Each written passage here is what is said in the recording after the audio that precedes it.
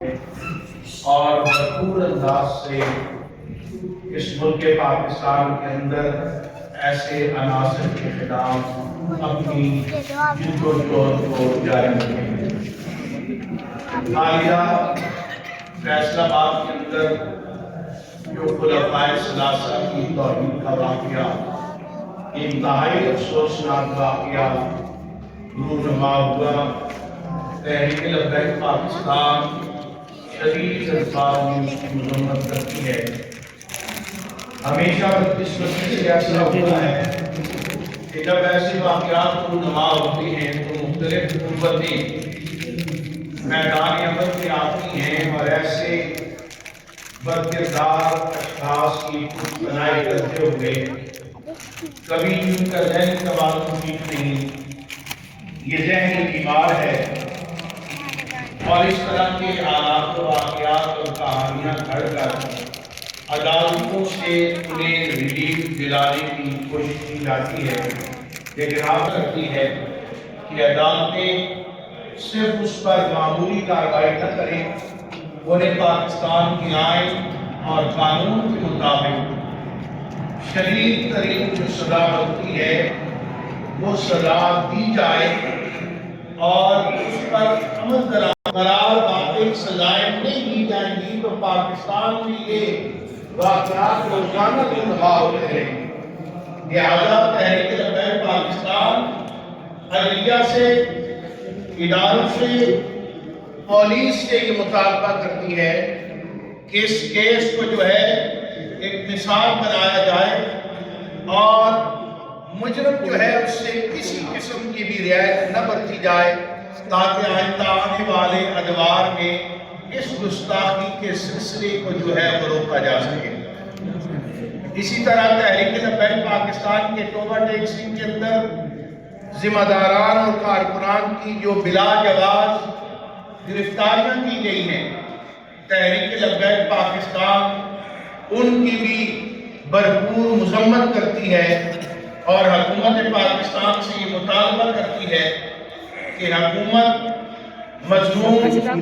بے گناہ عوام پر ظلم و ستم کے پہاڑ نہ توڑے۔ اشار دہشت گردی اور نا اتفاقی کا متحمل نہیں ہو سکتا۔ ہم نے پہلے نا اتفاقی میں اور باہمی دست و گریباں ہو کر پاکستانی قوم کا بے پناہ نقصان کیا ہے۔ آج غریب جو ہے وہ 2 وقت کی روٹی کو ترس رہا ہے، وہ اپنے بچوں کا پیٹ نہیں پال سکتا، اس کے بچے اگر بیمار ہو جائیں تو انہیں وہ دوائی دینے کے قابل نہیں ہے۔ اتنے مشکل حالات میں جو ہے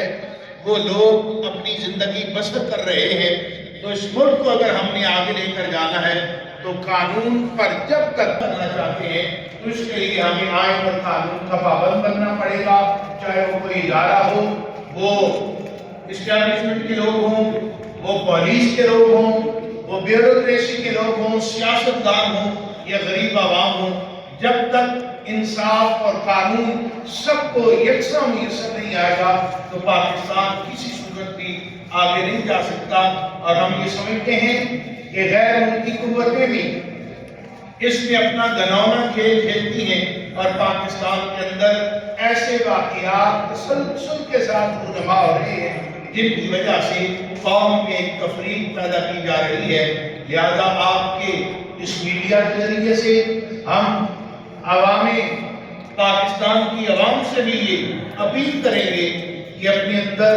یکجہتی جو ہے اسے برقرار رکھیں اور جو لوگ اس ملک کو اور قوم میں تفریق ڈال کر اپنے مذموم مقاصد کو پورا کرنا چاہتے ہیں، پاکستان کو توڑنا چاہتے ہیں، ان کے ان مذموم مقاصد کو ہمیں خاک میں ملانے کے لیے ایک پلیٹ فارم پر آنا پڑے گا۔ اور اس سلسلہ میں سب سے بڑھ کر تاجدار مدینہ صلی اللہ علیہ وسلم کی ذات پاک ہے۔ اگر ہم سب دامن مصطفیٰ سے وابستہ ہو جائیں تو میرا خیال ہے پاکستان اندرونی اور بیرونی جتنے بھی چیلنجز ہیں ان کا مقابلہ کر سکتا ہے۔ تحریک لبیک پاکستان عقیدہ ختم نبوت اور ناموس رسالت کے تحفظ کے لیے پہلے بھی قربانیاں دیتی آ رہی ہے اور انشاءاللہ اس عمل کا ہم دوبارہ اعادہ کرتے ہیں کہ آئندہ بھی عقیدہ ختم نبوت کے تعلق سے رسالت کے تحفظ کے لیے آل بیت اطہار اور صحابہ کرام کی عزت و ناموس کے لیے تحریک لبیک پاکستان اپنی جد و جہد کو جاری رکھے گی۔ ہم امید کرتے ہیں کہ انتظامیہ اس کیس میں غیر جانبدارانہ طور پر تفتیش کر کے عدالت کے سامنے مجرم کو پیش کرے گی اور اسے قرار واقعی سزا دی جائے۔ یہ بتائیے گا کہ بین المذاہب ہم آگے کی لاتحاد تنظیمیں کام کر رہی ہیں، حکومت کی سطح پر بھی یہ کمیٹیاں قائم ہیں، اس میں بھی آپ کے ممبران جو ہیں وہ مختلف شہروں میں ہیں، لاکھوں روپے کے لیے ان کے جو ہے وہ کھانے پینے کا بندوبست کیا جاتا ہے۔ اس کے باوجود اس طرح کے جو واقعات ہو رہے ہیں، کس طریقے سے پھر وہ جو مذاہب کی بین المذاہب کی تنظیمیں ہیں سرکاری سطح پر ہیں، ان کا فائدہ کیا ہے اور آپ آگے کیا اس کا لاحق طے کریں گے؟ دیکھیں جو سرکاری طور پر تنظیمیں بنائی گئی ہیں، آپ ماشاءاللہ ہم سے زیادہ آگاہ ہے، وہ تو صرف وقتی طور پر انہوں نے لوگوں کو میڈیا کے سامنے پیش کرنا ہوتا ہے اور ان کا کوئی اس طرح فائدہ